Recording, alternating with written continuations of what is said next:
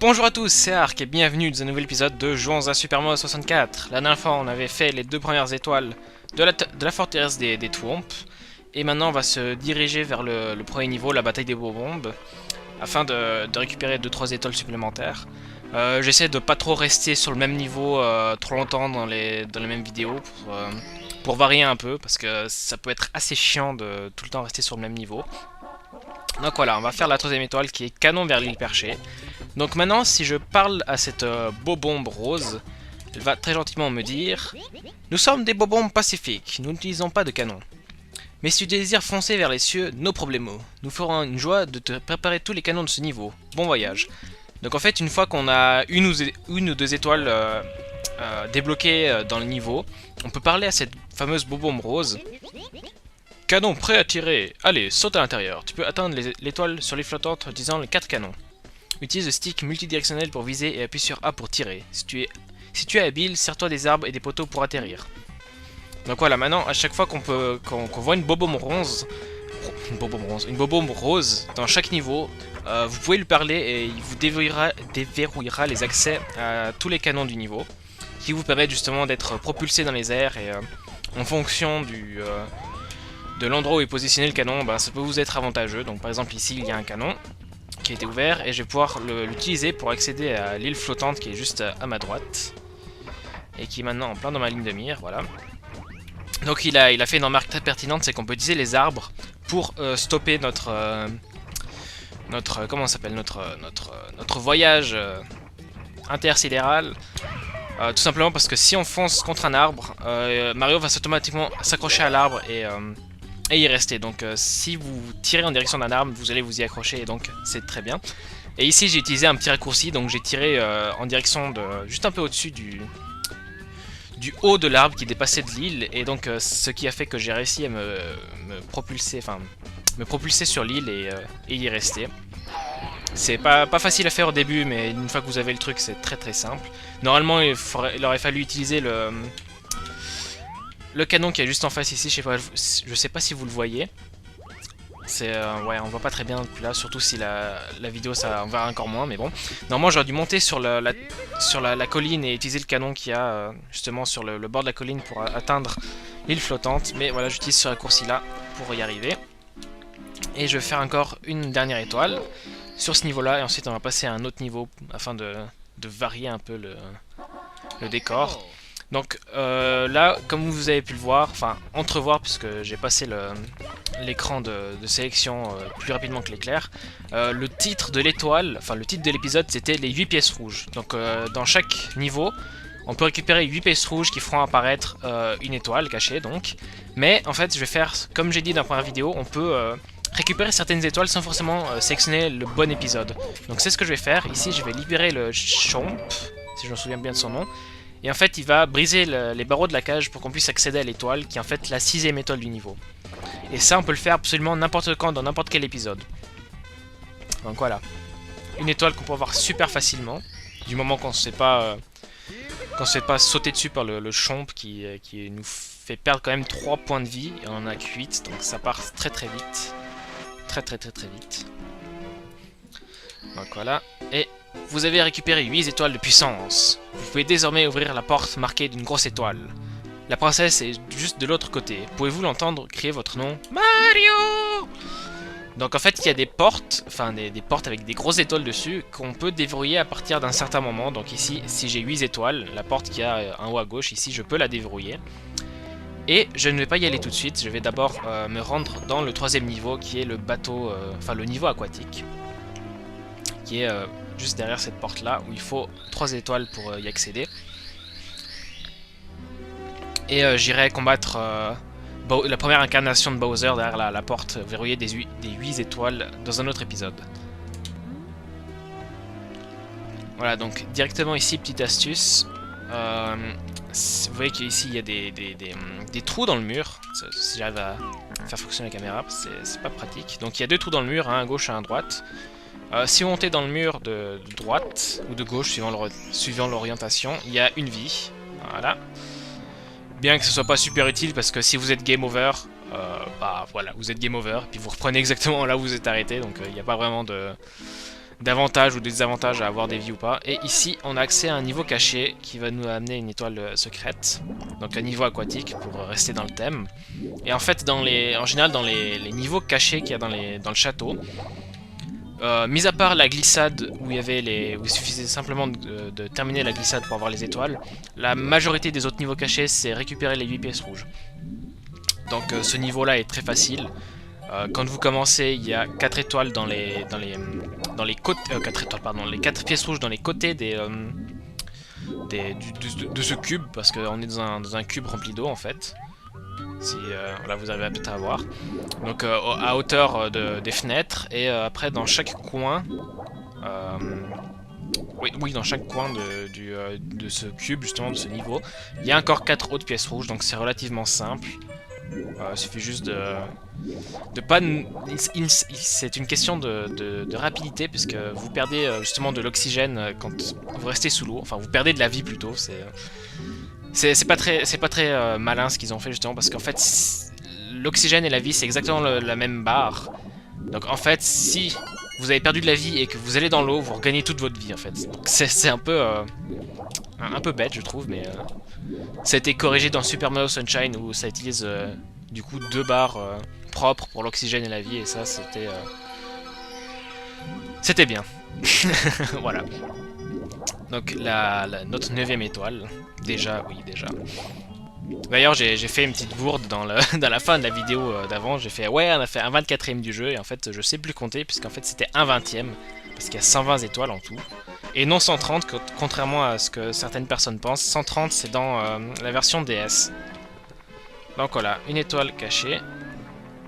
Alors si on appuie sur Start, on voit un peu les statistiques des niveaux. Donc là, on voit que Bataille Bob-omb et Forteresse des Womps. Le nombre d'étoiles que j'ai récupérées, celles qui sont...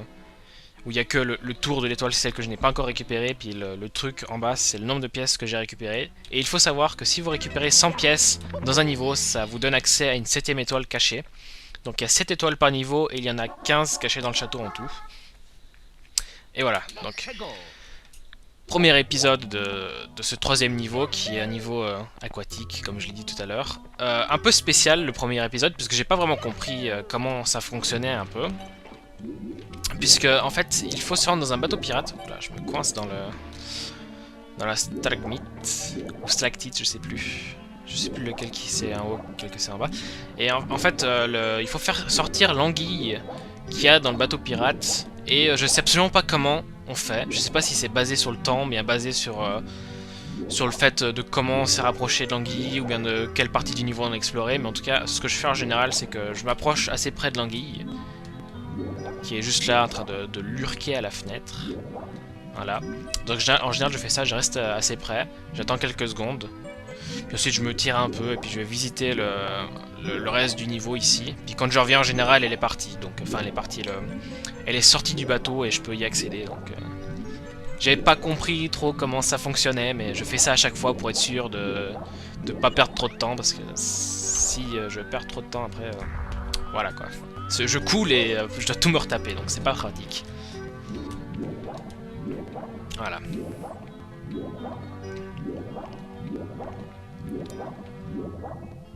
Voilà, maintenant on voit qu'il a... Ouh, vie bonus. Viens ici, la vie bonus. Ouais, bon, quoique... Je vais pas me faire chier à tout renager en arrière juste pour une seule vie. Surtout que j'ai dit que ça servait à rien. Donc voilà, l'anguille est partie, et maintenant on peut accéder à la fenêtre du bateau. Et en fait ici, c'est une sorte d'énigme où il faut se rappeler de l'ordre où il faut ouvrir les coffres. Donc c'est par pure chance. Je crois que l'ordre change jamais, donc je peux tester. Oui, alors... chaque fois que vous ouvrez un coffre, ça vous donne une bulle d'air pour restaurer un peu votre vie. Et si je m'en souviens bien de l'ordre, ça doit être comme ça, je crois. Voilà. Si on se trompe d'ordre, on est électrocuté et on perd un point de vie. C'est rien de grave, mais tous les coffres se referment et il faut recommencer dans le bon ordre pour que qu'on réussisse. Voilà. Donc maintenant, le bateau va remonter en fait à la surface, puisque là il était coulé et vous voyez que l'eau commence à sortir, et on va en profiter pour prendre l'avance, et on va s'incruster sur les plateformes qu'il y a ici. Sinon, aïe, aïe, aïe, aïe, aïe, mauvais contrôle. Sinon, on commence depuis tout en bas, puis on doit tous taper les plateformes. Mais là, comme je suis juste sur l'avant-dernière plateforme, j'ai juste à faire si je me gourre pas, parce que c'est toujours quand j'enregistre que je me plante lamentablement. Voilà, je fais un petit... Voilà, je me suis planté, bravo. Bon, c'est pas très grave, puisque je suis tombé juste d'un... Oula. Je suis tombé juste d'une plateforme, mais... Des fois, je dois tout me retaper juste parce que je me trompe. Voilà, c'est ça que je voulais faire. Et il y a une étoile cachée dans ce bloc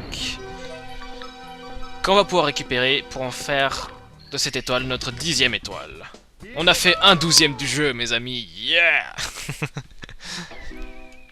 Voilà.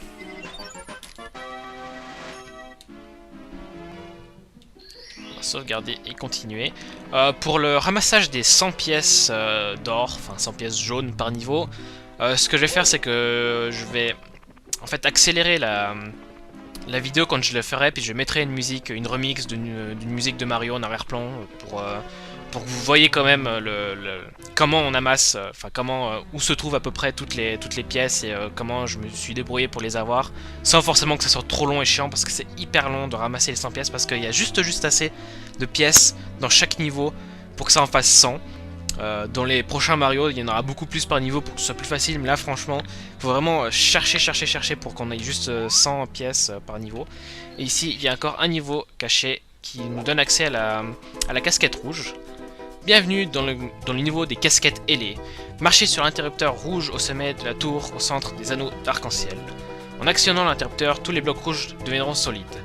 Lorsque vous êtes en possession de la casquette ailée, faites un triple saut pour vous envoler et appuyez sur Z pour atterrir. Appuyez vers le bas du stick multidirectionnel pour prendre de l'altitude et vers le haut pour piquer du nez. Imaginez vous à bord d'un 747 et de vous écraser contre 2 tours jumelles et... Non, je plaisante. Donc voilà, je devais faire cette blague qui n'est politiquement pas correcte, mais voilà. C'est à prendre au second degré. Donc ici, comme tous les niveaux à casquette de ce Mario, il y a 8 pièces rouges à récupérer. Et ce niveau est de loin le niveau le plus dur des 3 casquettes à récupérer les pièces rouges. Parce que ça se fait en une fois, si vous ratez, il faut tout recommencer le niveau et c'est ultra chiant.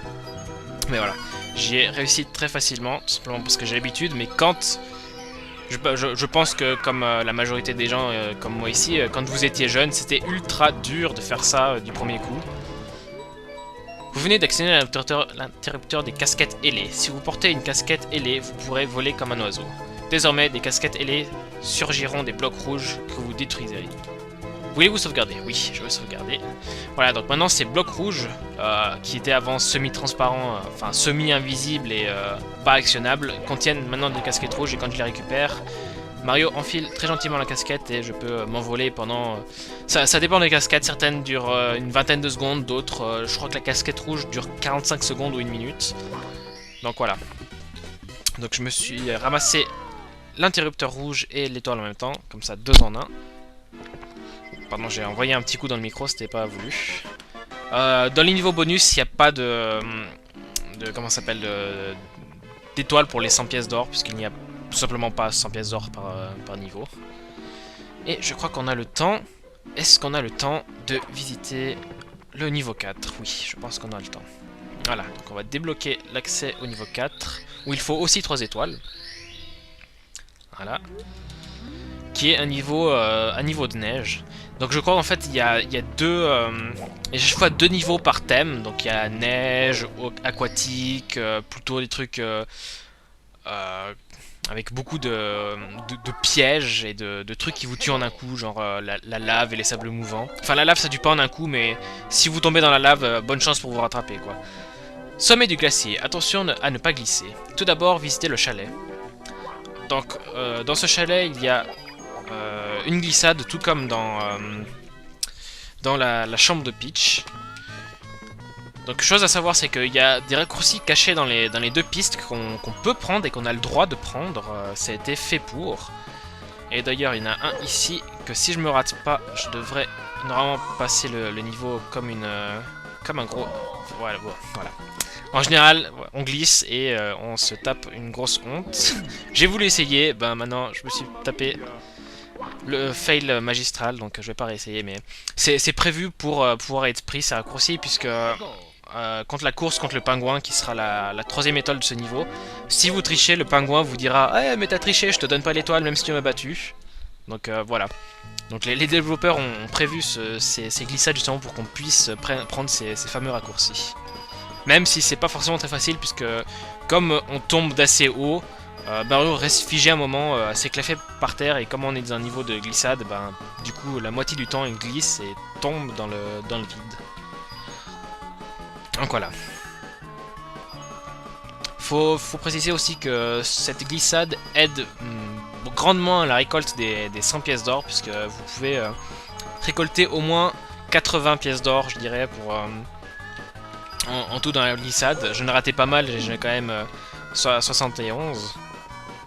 Et juste préciser qu'il y a une vie cachée là-haut. Alors, il y a une flèche qui indique comment monter, mais si vous faites simplement un double saut, vous n'y arriverez jamais. Donc, il faut faire une roulade plus un wall jump. Donc, une roulade qui se fait comme ça en courant et en changeant de direction, plus saut et un wall jump.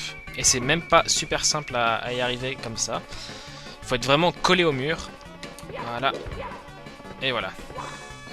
Donc, c'est quand même un jeu dont les secrets sont pas forcément faciles à accéder, en tout cas pas pour tout le monde, faut s'y connaître un peu. Et d'ailleurs, ici il y a une sorte de tunnel que je n'ai toujours pas compris comment y accéder, ni vraiment pourquoi il existe, mais il est là et je me ferai un plaisir de...